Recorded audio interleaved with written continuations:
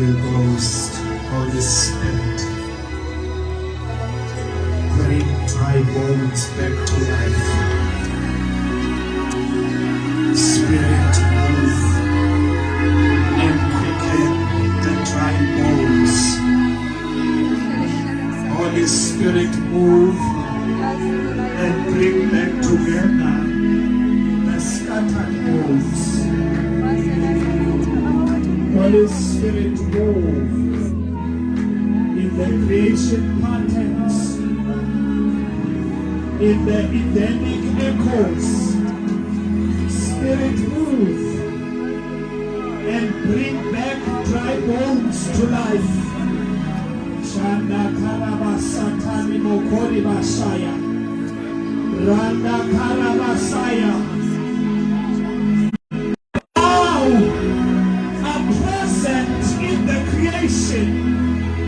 It is without hope for the Spirit of God hovered over the surface of the deep. And the word was spoken, saying, let there be light, and there was light. Halakarabashataya, Korabasikotoribabashata. Ezekiel speaks, the Spirit of the Lord led me to the valley of the dry bones. Ashanda Karabasata, Rende Koroboshikataya. Because if you do not move, life cannot find place. Life consists of the presence of the Spirit.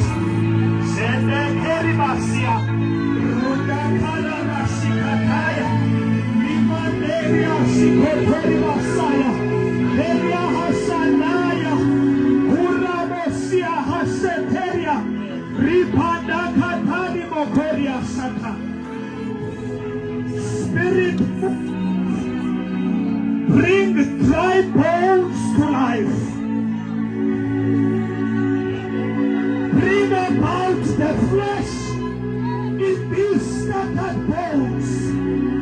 Andalabashakarabasaya, Rebekeria Hashanani Mokosia, Rimaba Zedeketerebesikotoria, Rimaba Zederimastikoria Basaya. For there is no heavenly assignment without the movement of the Spirit. There is no achievement of the heavenly convocation if the Spirit is not present.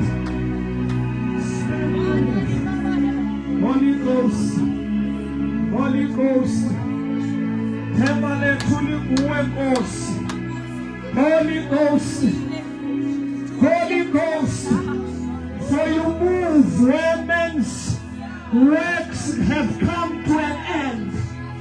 You move where the natural means have no capacity to move. You move where the mind of man can no longer conceive. It is without hope for that which is conceived of God.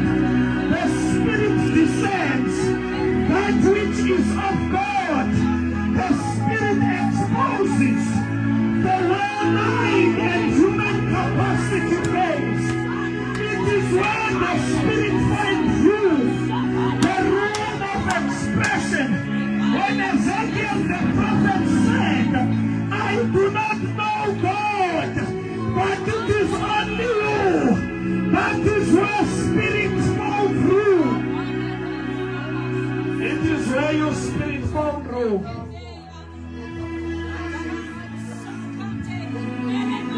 It is Ruach Elohim, the Spirit of the living God.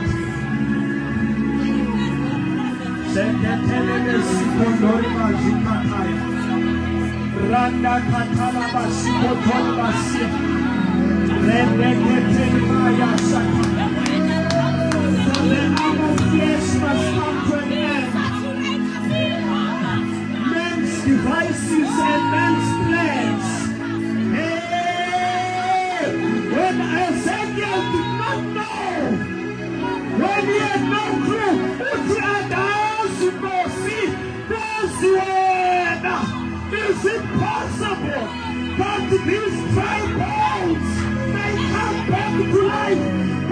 is only you knows. It is within your capacity. Outside the parameters of the capacitation of man. Spirit move. Bring dry bones back to life. Elama kakara bashakai. Rupandari boshikai. Lekelele sikoteya bashakai. We stand as Ezekiel's spirit in that belly, saying, bring back your dry bones. Hear the voice of the Lord. Dry bones. Hear the voice of the Lord. Dry bones. The Lord echoes. Dry bones. It is time.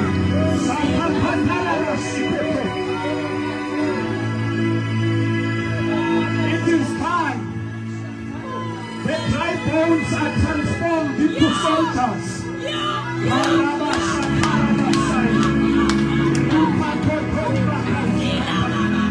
It is the time that the dry bones must join the army of the Lord. The dry bones must be enlisted in the divine army, must be enlisted in the eternal army to bring about the light. Rukasakara Messiah. Rondo Kotolo Moshekeri Messiah. Elana Kazikapaya. Yodaya Seketi. Rukara Masekaya. Rende Kezia. Zimokoria Masikapai.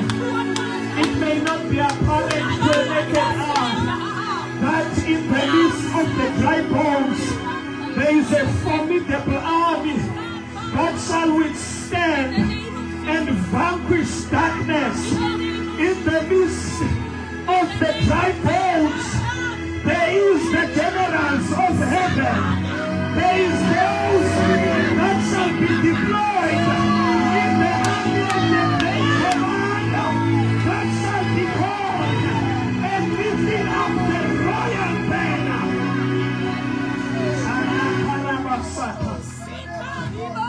Holy Spirit move. Spirit of the living God move. Holy Ghost move. Holy Ghost move. Holy Ghost move. Holy Ghost move.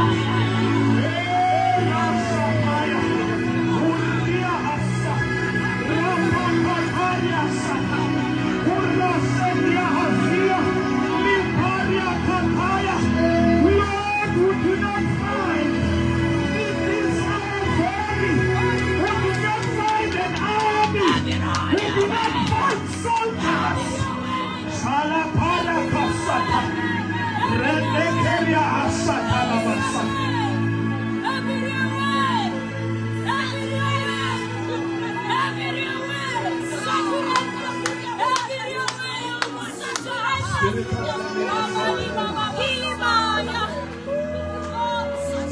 We make room for you. We make room for you. Move in our midst.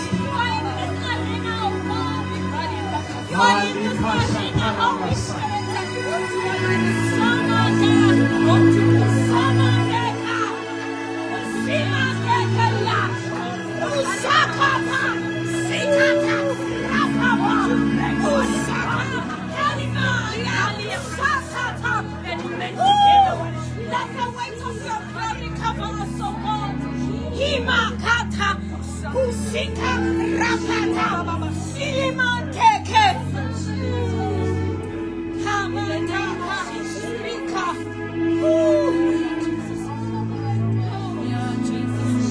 We honor you, O God. Oh, Halia, Eketea, Sahule Mantwele, Hikalia Taka. It is natural to think that those that are prepared and ready for the army shall be found with the previous history of being at war. It is natural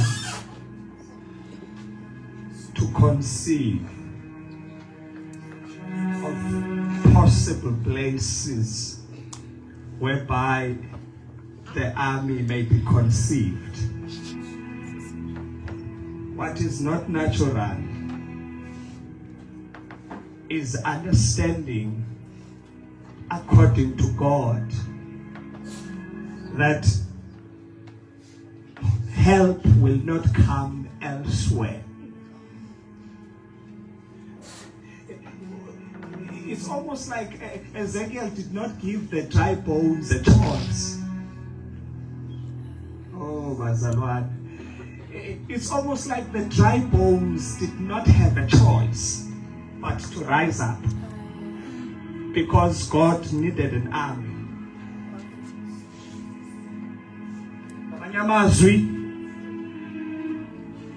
As hopeless as the situation of the dry bones was,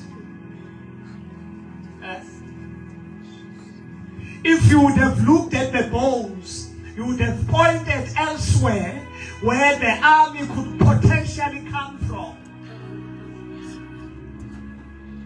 But when Prophet Ezekiel was speaking to the bones,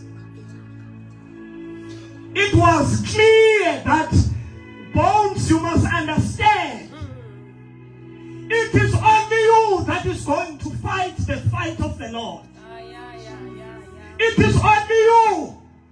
There is no other option. There is nowhere else whereby an army is going to be conquered. If the army of the Lord does not come out from these bones, there shall be no army. This is why the bones have to rise. Because if the bones do not rise, if the bones do not come together, if the bones do not receive the flesh, if the bones do not receive the spirit, an army is not going to be formed.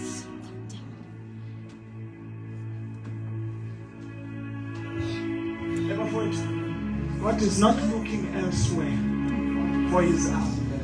He is looking at you. You may be pointing at some other people and saying, maybe so and so is going to be able to. But I have that beckoning in my heart as Ezekiel the prophet, saying there is no other option that heaven has given me. What does this say? Ezekiel doesn't have a choice. Speak on these dry bones. Go out and recruit in the towns, because these are the dry bones. So the situation here does not seem feasible that bones may be able to be a formidable army.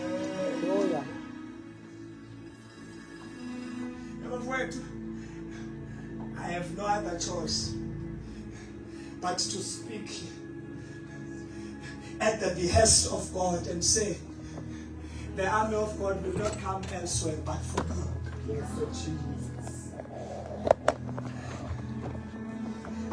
It is only from you that God is looking to make an army.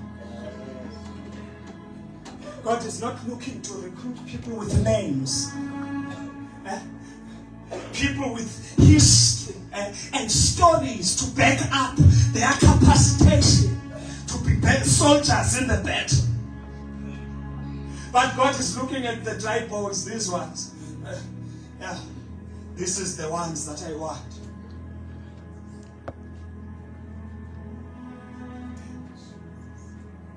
Good evening. Amen. Good evening. Amen.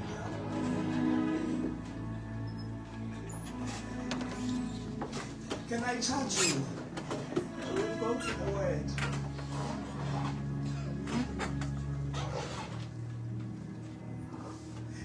If in in this our generation, it is not going to be you who's going to serve God right, nobody else will.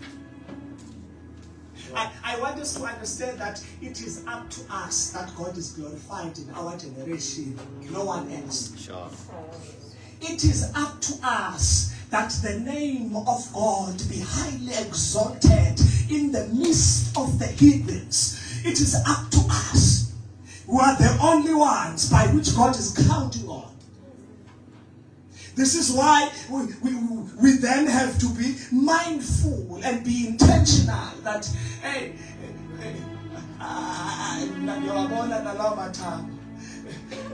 I can see the rib there scattered on the other end. Not sure. Ezekiel issues the word, says, "You, O dry bones, hear thou the word of God." The rib is not sure.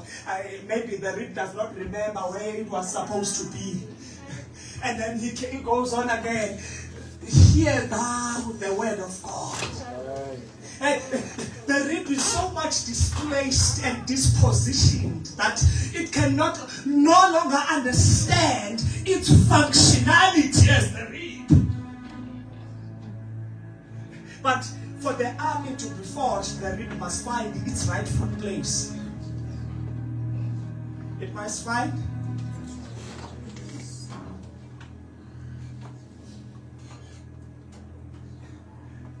it's up to us, Bafwet. Can we sit down? It is up to us. Okay? In this generation, it's up to us.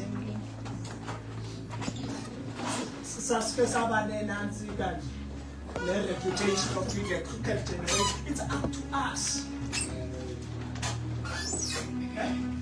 It's up to us to hand over a good report in heaven. Sure. As other generations have handed over a good report. It is up to us to ensure that we shall have a good report.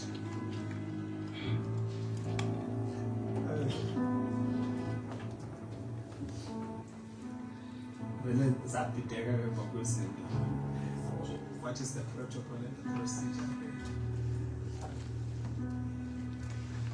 Oh, greetings. Is that how you say it? Greetings to you saints. In the name of my Lord and Savior, Christ Jesus. Amen. Greetings to the executive. Greetings to the chairperson. We honor you, sir. Greetings to my brothers there at the back. We bless the Lord to have you in our midst.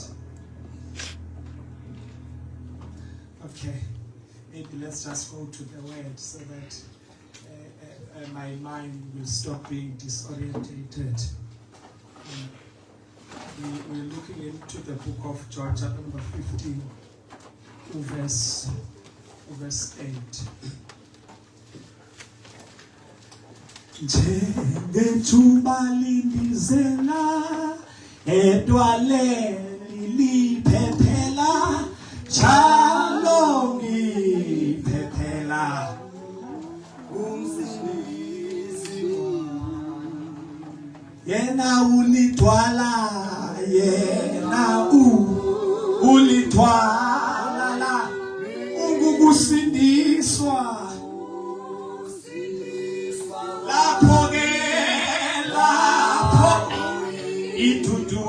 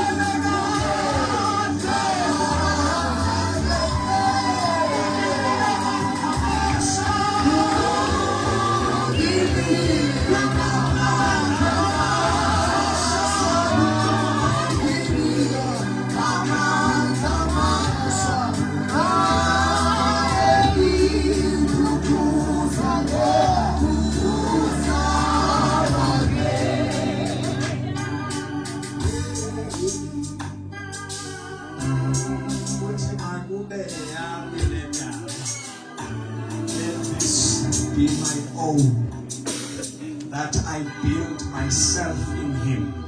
For he says, abide in me. But there's something else that comes after that. He then says, for when he comes back to take his own, his dove will be taken back home. Now, you will understand very well the hymn writer here is speaking to the functionality of the person of the Holy Spirit. What he's saying, he says, let me utilize the Holy Spirit as the provision of God. For there shall come a time where he has fulfilled his job, he will go back. And his job is to ensure that those that were meant to acquire the conformity to Christ, they have acquired it. And then we'll go home and say, I've done my job. Say, I'm sorry.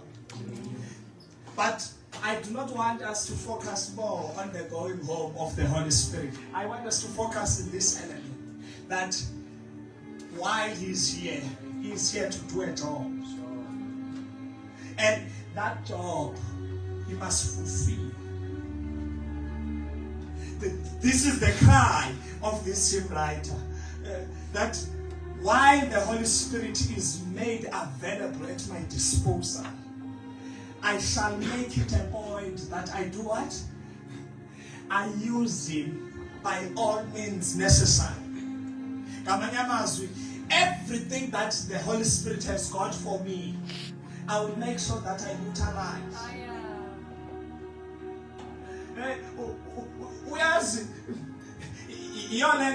Apostle John says, when we arrive in heaven, we shall be shocked.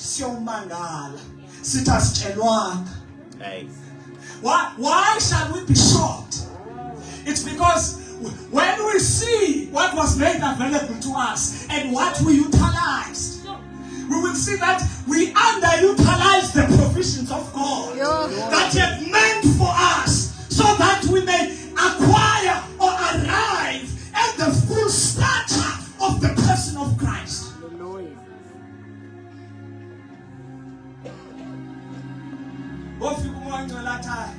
I was there with it. Sure. But they did not bother. This one, I was given all the crafts to make sure that this one is fully fledged and matured in the stature and the similitude of Christ. But unfortunately, this one did not have time for me.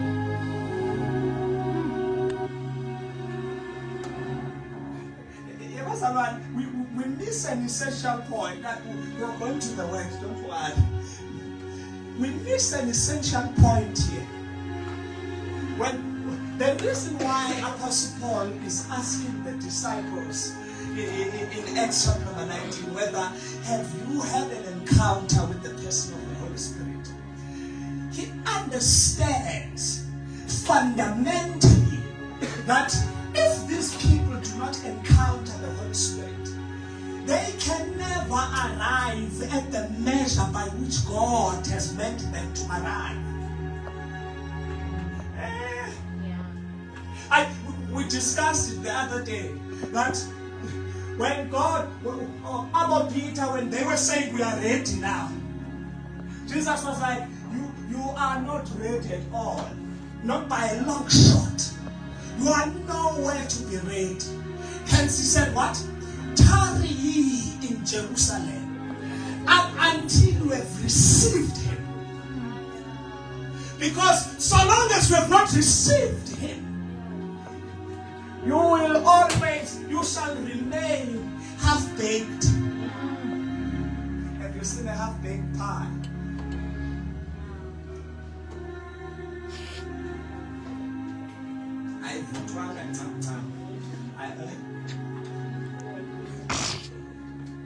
It's not made sure.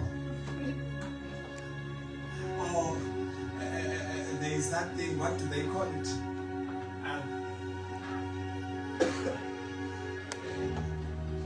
Or let's just use the simplest one, the orange. Have you seen an orange that tries to attain the picture of a fully fledged orange on the halfway, and then halfway it's green?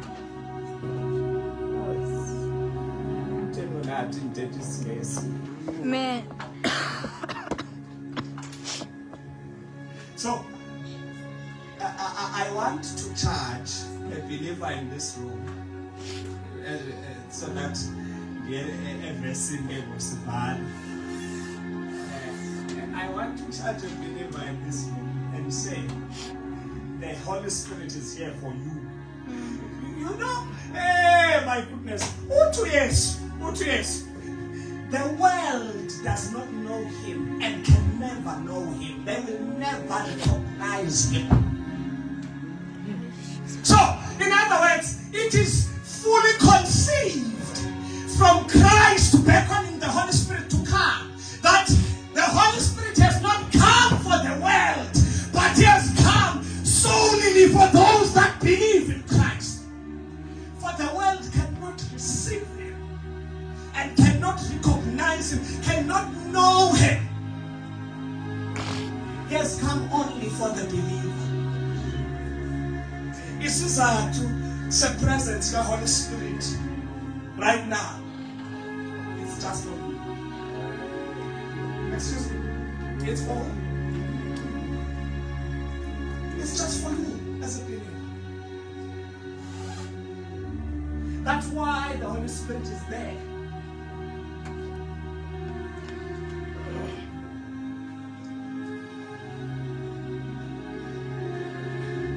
You know, there were all those preliminary teachings on pneumatology that you would say someone must speak, must make it a habit or a living activity to speak to the person of the Holy Spirit, because he's the person bafowethu. He speaks and he listens, he responds. Holy Spirit is not a mindless force. He's not a mindless force that just causes a whirlwind and blows with no direction and understanding. The Holy Spirit is the third person in the Godhead. He is God. So this is why Scripture addresses him as he. Why? Because he is person. He has a character. When you're speaking to a person, you cannot speak and not expect them to respond. Unless you are talking to the dead, those that talk to the dead. You expect a response from them. So, if the Scriptures has promised us the Holy Spirit to be by our side forever, the one person that you should be talking to more than anyone else is the Holy Spirit. When you should not be talking so much with your friends, you should be talking with the Holy Spirit. When no highlight there, even in your WhatsApp contacts, because every time everything happens, you share it with mom or you share it with the friend. You should be sharing that with the person of the Holy Spirit. Because if he's present with you, you want his recognition and understanding of the situation that you are attained with.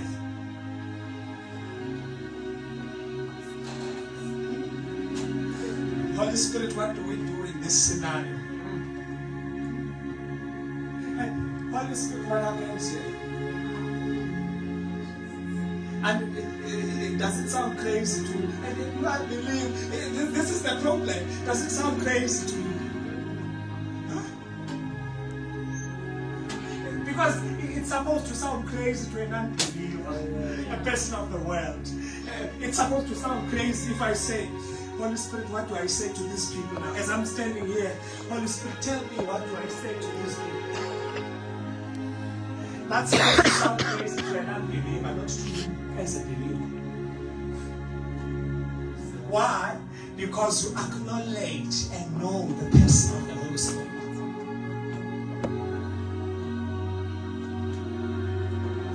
But for it can't be an abnormal thing to relate to the Holy Spirit as a believer.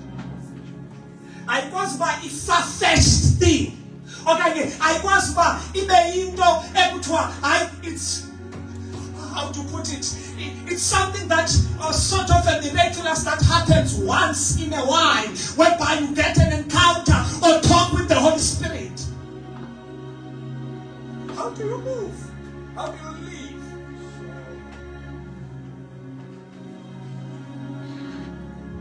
Chairperson at bed. So I have to get back. Zalani approve script. That's text. Zalani approve script.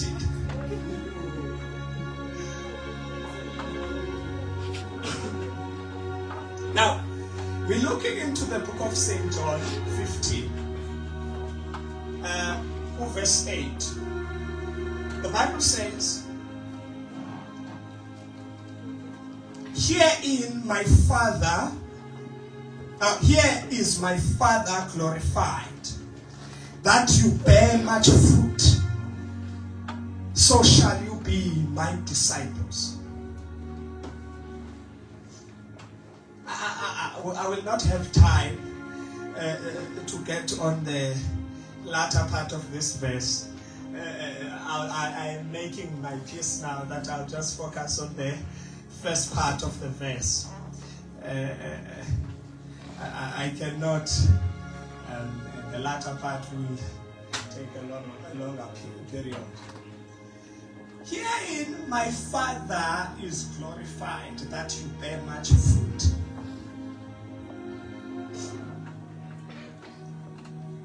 In the book of Genesis, God makes man. You know, the man is made later on. After God has prepared the garden, right? And prepared everything. But ironically, is that all the things that God is prepared, He prepared them for the man to inherit.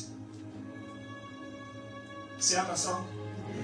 This is why you hear him. He says, let us make man in our own image, in our likeness. Let them have dominion over everything that has been created. That has already been created. That the things that were created, they were created for him.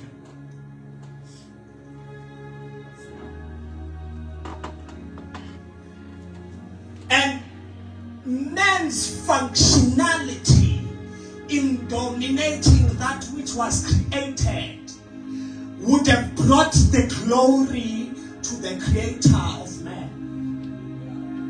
See what I'm saying? I hope that I'm laughing and trying to be as simple as possible. God would be glorified as man would step into his role according to his creation order. Are we together? But now we know the story. I don't want to even get into it.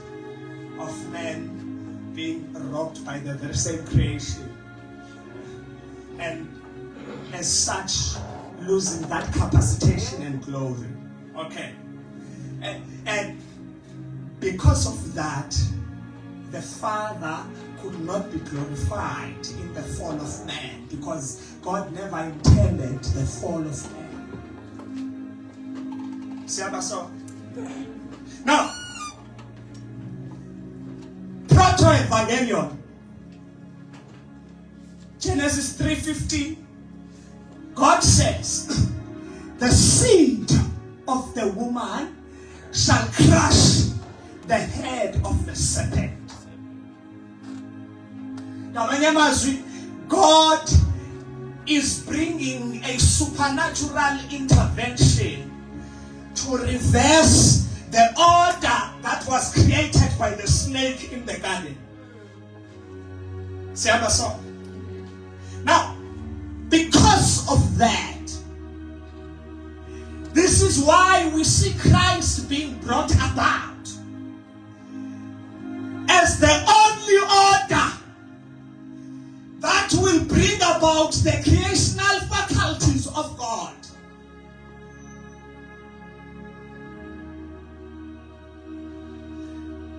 Read with me as the bystanders. Hebrews 1. Let's just read 1 to 4. Hebrews 1 to verse 4.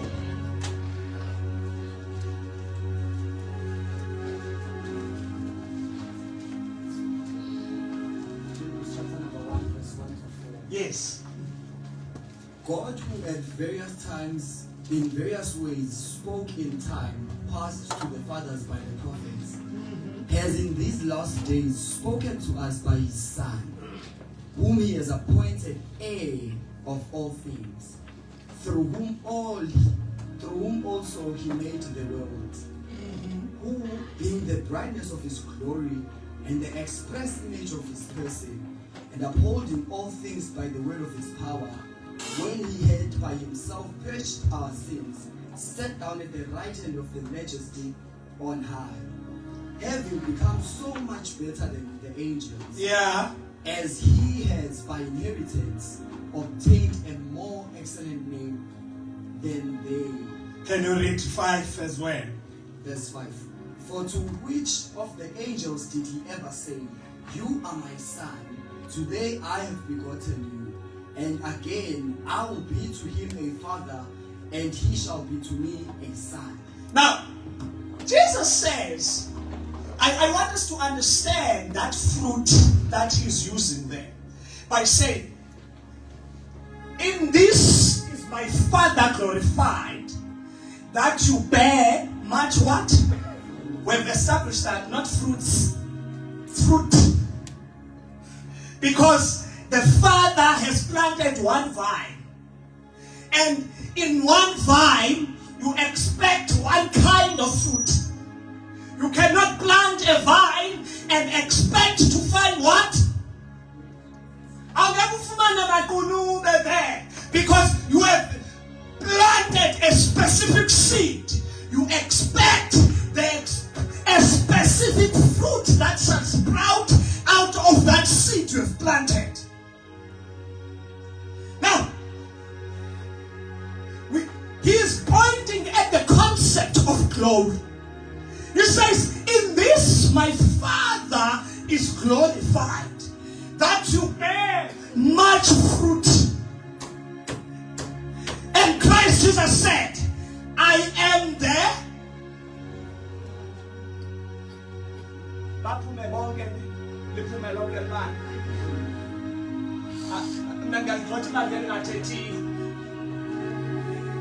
am the vine, and my Father is the vine dresser. My Father is the planter of me. And all branches in me that do not produce fruit, he chops them off. But all the branches that produce fruit, he prunes them. Right? And then he says, in this is my Father glorified. That you bear much fruit.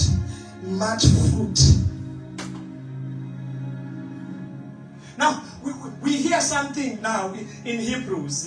There's something the Hebrew writer is pointing to us. He says, speaking of Jesus, he says, God, whom in sundry times has spoken through us, through his prophets. He says, has now spoken to us through who?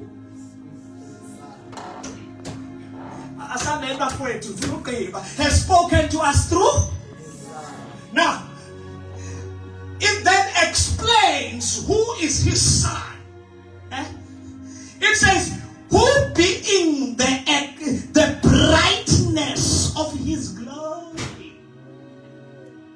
How is the Father glorified? How is the Father glorified? Who is the brightness? I bring questions, you still fail the test. He says, he has spoken to us through his son, who being what? The brightness of his glory. And Jesus says, in this is my Father glorified. This is where my Father finds glory. Where? In his son. Because he's the brightness of his.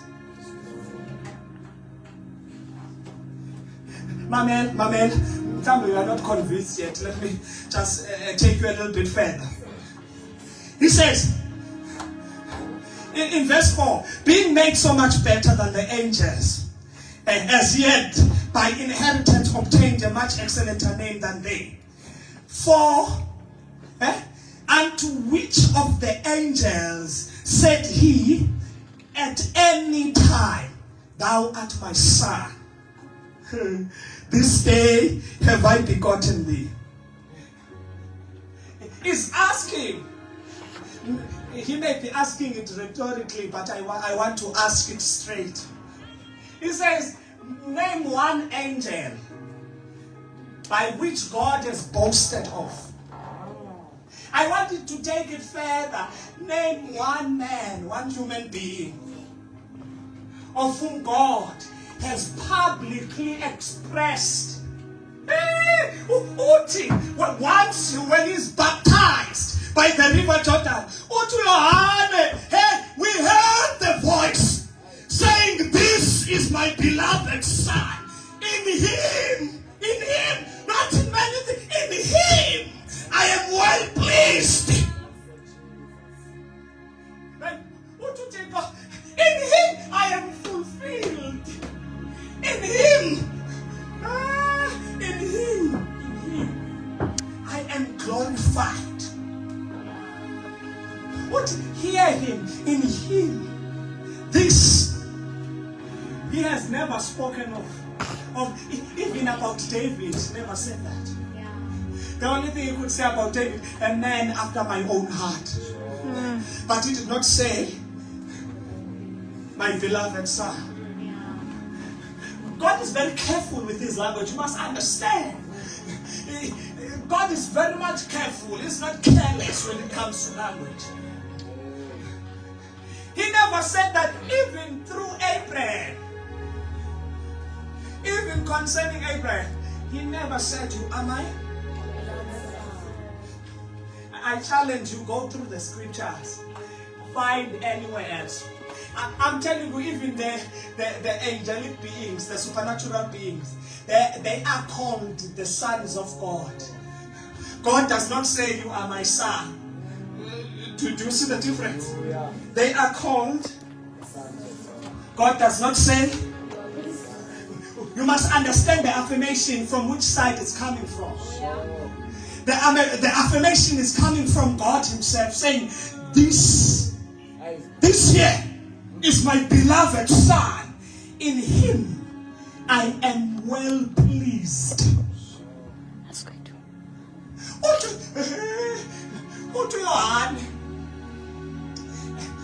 For the word became flesh and dwelt amongst us. We beheld his glory. as the only begotten Son, full of grace and truth. We beheld the manifestation because the Son was the full, the brightness, the shining of the glory of the Father. That's the nature of the Son. Now, when Jesus says, "In this is my Father glorified," what do you think is the Father glorified in? Excuse me. Because Jesus is speaking about ultimate glorification. And the ultimate glory, the epitome of God's glory is expressed where? Uti, said, "For it pleased God that all fullness must dwell bodily in him." It pleased God that all fullness must dwell bodily in him.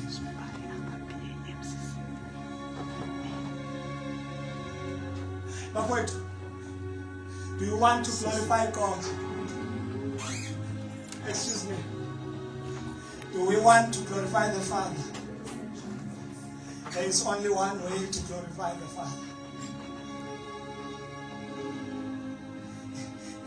This is why now you even hear Apostle Paul say, "Imitate me as I imitate Christ."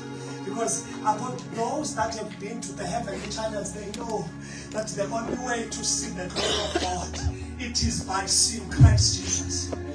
As Paul says that even as we behold him, we are changed from one degree of glory to the next, because that is where the glory of God is expressed. In full capacity, it is expressed in Christ. So, Ubaba was seeking the ultimate glorification of God.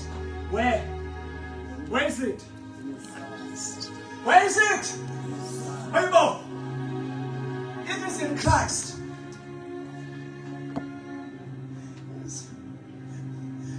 Uthi Romans I promise you. Romans 8 uthi those whom he called, he also did predestinate.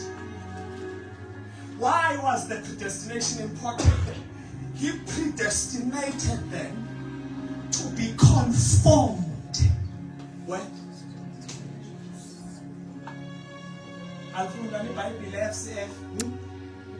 To be conformed what? To the image of the Son. Where I understand the reason of your calling. Those whom he called. Now, maybe let's get into predestination a bit. The predestination means, I like to say,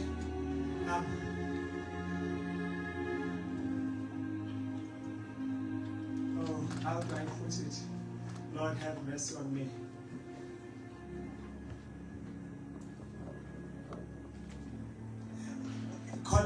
Ephesians 1:10 says, "For while in time past were we dead in our trespasses and sin." Yeah. He says therefore, but giving blessings to him who had what? Long prepared for us the good works by which we ought to walk in.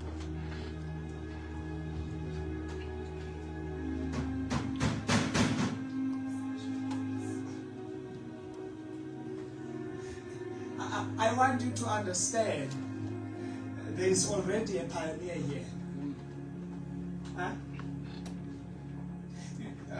You are not going to spring up with your own version of service of God. There is a pioneer here. There is one already with the inheritance. There is one who has demonstrated relatability with God, the Father. What does it mean? that if a person in the flesh is ought to relate with the Father, there is already a pattern, my friend. Christ has formed a fully fledged pattern, and it works.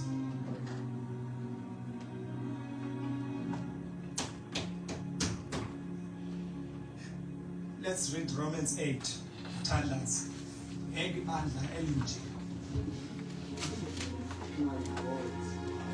Romans 8.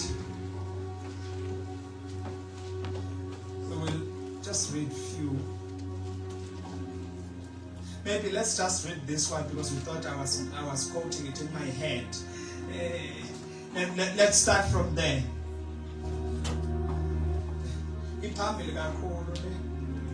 Let's start from verse 16. We'll jump. Yeah, just start from verse 16 though. Verse number 16. The Spirit Himself bears witness within our spirits that we are the children of God. Go on. And if children, then heirs of God and joint heirs with Christ. If indeed we suffer with Him, that we may also be glorified together. Yeah. For I consider that the sufferings of this present time are not worthy to be compared with the glory which shall be revealed in us. Go on. For the earnest expectation of the creation eagerly waits for the revelation of the sons of God. Mm-hmm. For the creation was subjected to futility, not willingly, but because of Him who subjected it in hope, that because the creation itself also will be delivered from the bondage of corruption into the glorious liberty of the children of God. Yes. For we know that the whole creation groans and labors with bad pangs together until now. Not only that, but we also who have the first fruit of the Spirit, even we ourselves groan within ourselves, eagerly waiting for the adoption, the redemption of our body. For we were saved in this hope, but hope that is seen is not hope. For why does one still hope for what he sees? But if we hope for what we do not see, we eagerly wait for it with perseverance. Likewise, the Spirit also helps us in our weaknesses. Go on. For we do not know what we should pray for as we ought, but the Spirit Himself makes intercession for us with groanings which cannot be uttered. Now He who searches the hearts knows the mind of the Spirit, because He makes intercession for the saints according to the will of God. Yeah. And we know that all things work together for good to those who love God, to those who are called according to His purpose. For whom He foreknew, He also predestined to be conformed to the image of His Son, that He might be the firstborn amongst many brethren. Moreover, whom He predestined, these He also called. I got carried out. How can I stop that? Are you hearing what is being read here? Maybe we should have started in verse 15. Okay, how about verse 1? But let me take verse 15 for indulgence.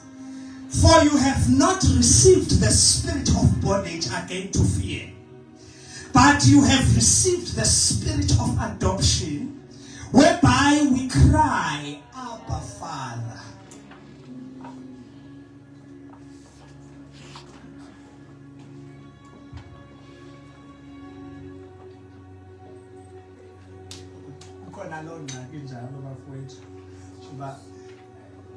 Apostle Paul just preached. What can I say? When Apostle Paul has preached, who am I? He says, for we have received the spirit, not the spirit of bondage that brings us to fear, but we have received the spirit that crieth within us. Say what? Abba, Father. And he says, the Spirit itself bears witness with our spirit that we are the children of God.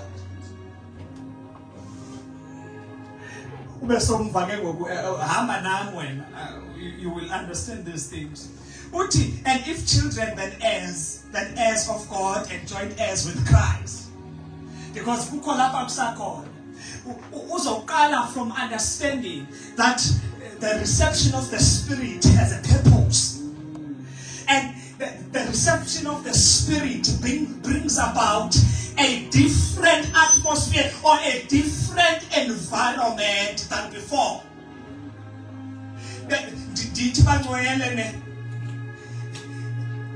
The Holy Spirit is the heavenly man. A heavenly man that is not bound. I don't want to do a teaching now.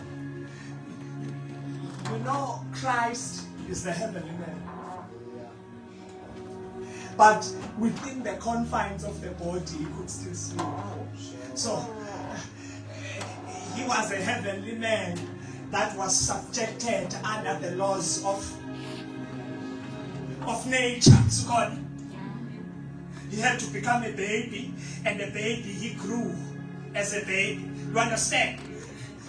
He was a child under Mary and Joseph's training and teaching. So, though he was a heavenly man, he was a heavenly man that had subjected himself under the laws of nature. On the other hand, the Spirit is different. The Holy Spirit is the heavenly man. But as the heavenly man, he has not chosen to subject himself under the laws of nature. Now understand, this is why now he's here, you cannot see him with your naked eyes. Why? He has not subjected himself under the laws of nature. Kamanya mazwi, instinctually, interaction with him transcends the bounds of nature because he is not subject to the nature. Interaction with him is entrance in the supernatural because he is the supernatural. Supernatural meaning that which is not bound within the laws and the capacities and the faculties of nature. So acquaintance with him is acquaintance with the supernatural.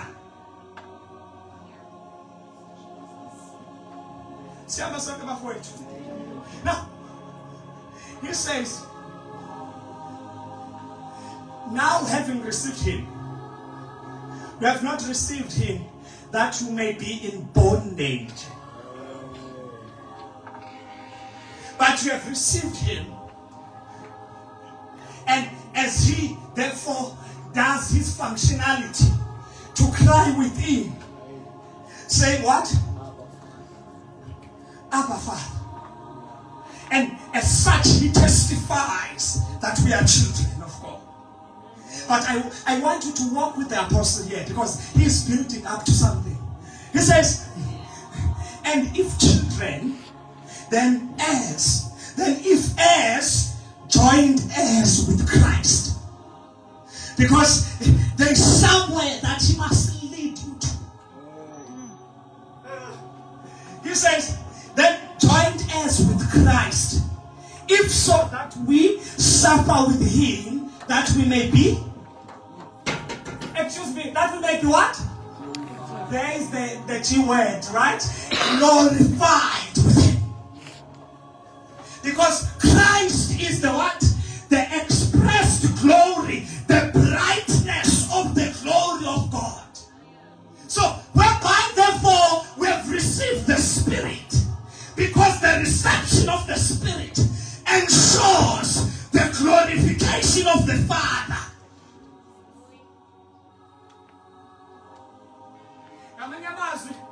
The Father will never be glorified glorified without the Spirit in aid of the saints. It will never. Why can't yes? What when the Spirit is come, he's not going to seek of his own, but he will glorify me and the Father. In John 14, that's what he says. So, then if we are the children, walk with me. If we are the children, then we are heirs. And if heirs, joined heirs. Because the leading of the Spirit must arrive at the full capacity of Christ. Then joined heirs with Christ. And if joined heirs with Christ, then we suffer with him. And if we suffer with him, we are glorified with him.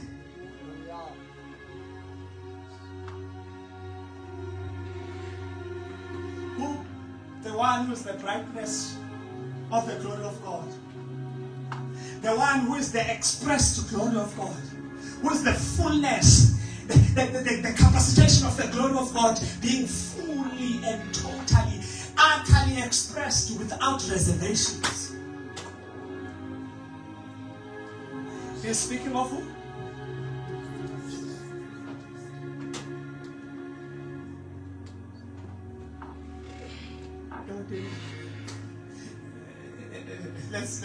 Let's look at a few things and then we'll pray. Yeah. For I reckon that the sufferings of these present times are not worthy to be compared with the glory. Because in the developing the glory and the glory which is expressed by Christ. I understand, Alan? And then he says, for the earnest expectation of the creation awaited what? Whereas normally when we speak here of the manifestations of the sons of God, we're speaking it from a second person standpoint. Huh? The creation awaited the manifestation of the sons of God. That's how we speak it.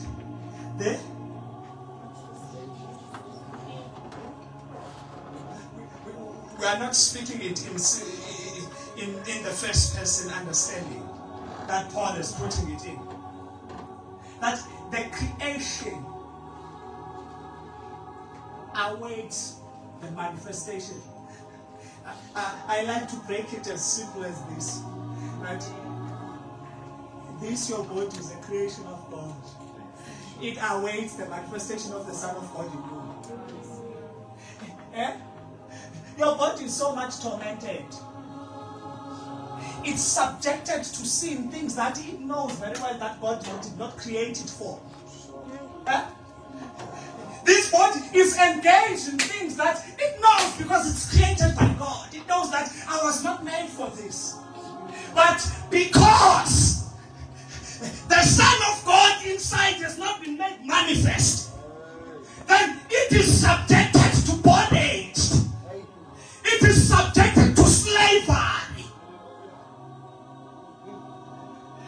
This body was meant to glorify God. But somehow it finds itself doing things of dishonor to God. Now, when the scripture says the creation awaited the manifestation, but even this creation, for it is not clear what we shall be, but this we know. Apostle Paul says, for our earthly home, we know that it is temporal, for we earnestly await to be clothed. So, this one, this creation,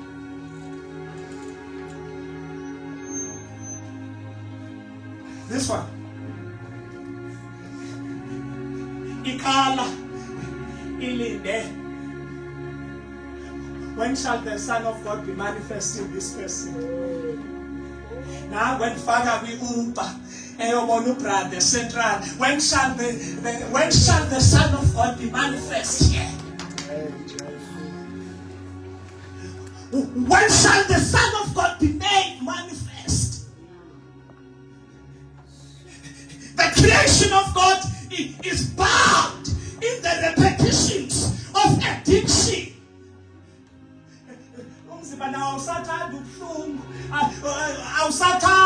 But is bound because the Son of God has not yet been made manifest. Because in our lives, because if we are children, then we are heirs. Then if we are heirs, we are joint heirs. Then if we are joint heirs, that means with Christ we are the sons. Because the glorification and the manifestation of Christ is the manifestation of the Son.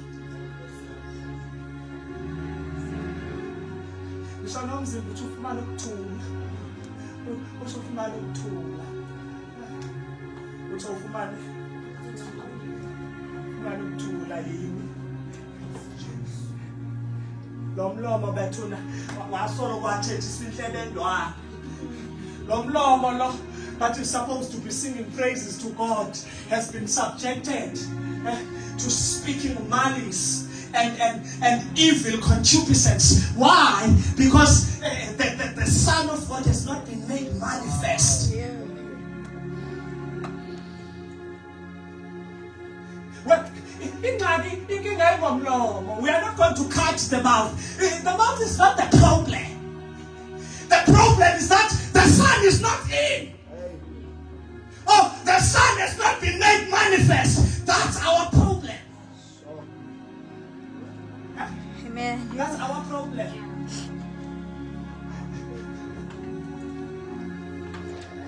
I'm sure there's that too.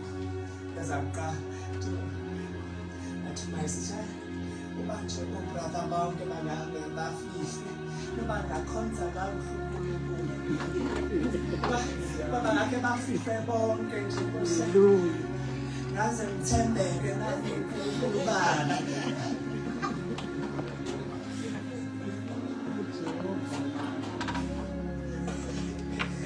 my sister, our problem is not the brothers. Our problem is the Son. And this is why the Spirit is here. He's here to manifest the Son. He is here. He cries, Abba, Father. Who says Father, God, and not a Son? Who says Father if not a Son? Excuse me. Now, the Spirit, He cries out continuously saying, Abba! Saying, Father! That the Son may be made manifest. That Christ may be made manifest in this. For He intercedes for us with groanings that cannot be explained. And His duty is only one. His job is one.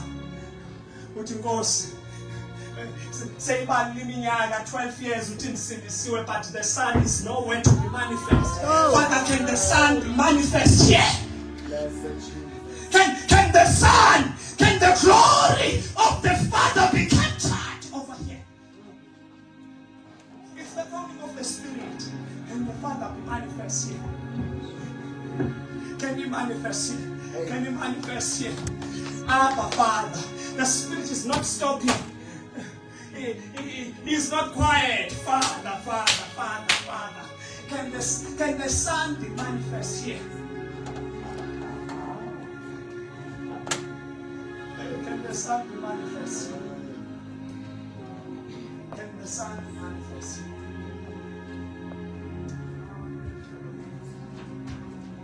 Can the Son be manifest? It's the cry of the Holy Spirit.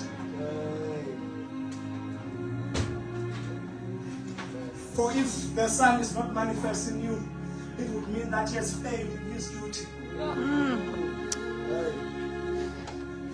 This is why now he cries. I go, they watch your powers, he laughs and say, Abba Father.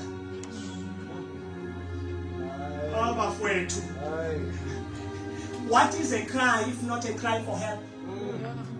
Excuse me.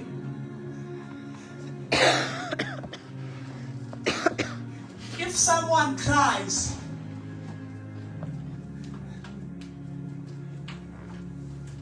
and shouts a name, if someone cries and shouts a name, what is it except that they are crying so that the person they are crying for may come in and intervene and bring about the help? The Bible does not tell us that the Spirit is laughing and saying, Abba Father. Or the Spirit is ebullient somehow and saying, Abba Father. But the choice of the words of the apostle says, he cries, saying, Abba Father. He is shouting out and crying to the echoes of heaven. Because the Spirit is beyond the natural means. This is why he has the capacity.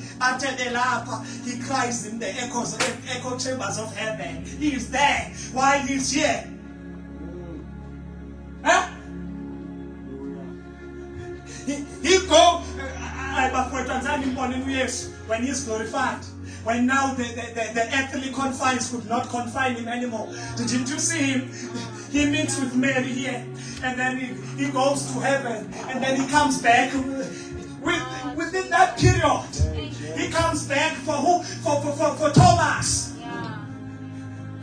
And this is the channeling and the working of the Holy Spirit.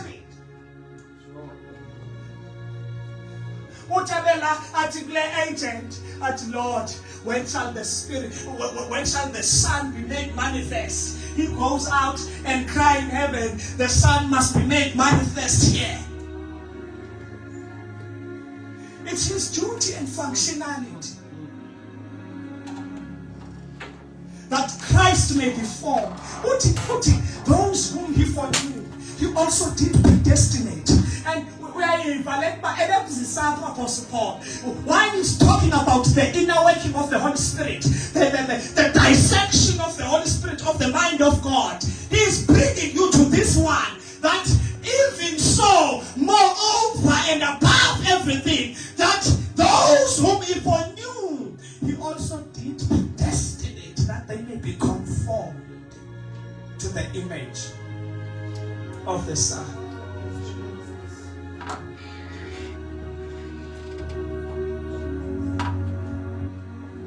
Out of Holy Spirit, you cannot be a failure in me. I am your assignment, Holy Spirit. I am your homework. I am your assignment. I am here so that you work me. Why are you working others and leaving me behind? I am also here too, Holy Spirit. You know, you can cry concerning my life too. I am here too. I too have not attained the likeness. Why not me?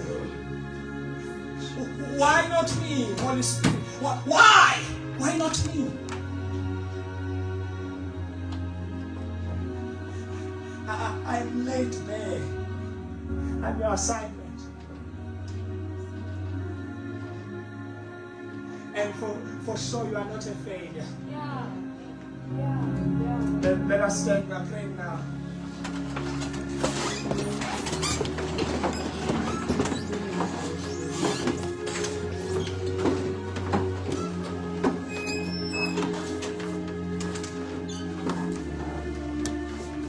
He has come for no one of it except you, except me. And for the other creation to gain deliverance from their bondage, this creation must gain deliverance from bondage.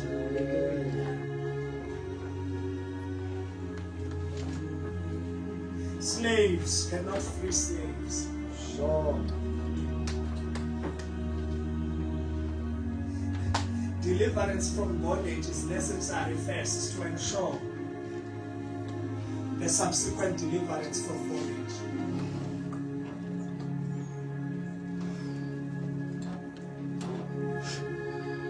Now, I have that cry of wait. If you did not hear anything that I've been mumbling here in front, there is one thing. But Holy Spirit, how can it be?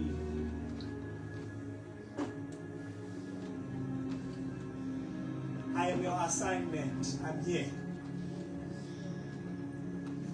Because the other day we found out, Pastor Rwanda, that it's not because God has not made available for us the resources. It's not that God has not prepared for us to ensure that we are arriving at where He wants us to be. But our resistance and running away from Him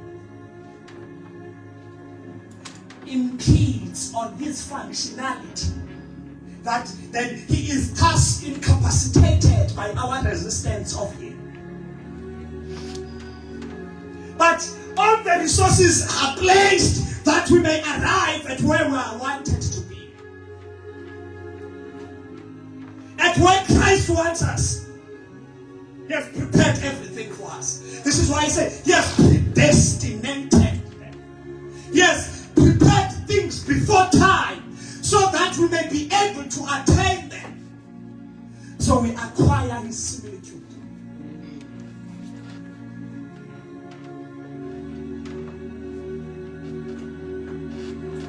And why not? What more can be given? Satan has avoided. I want us to go to God, please.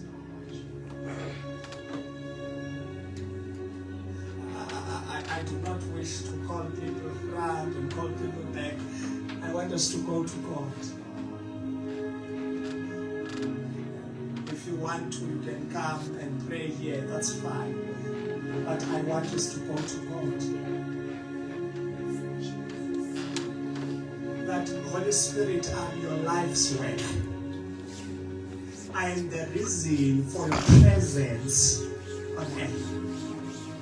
I am the sole mandate for you. The reason you came down from heaven to earth was so that I may acquire the likeness to Christ.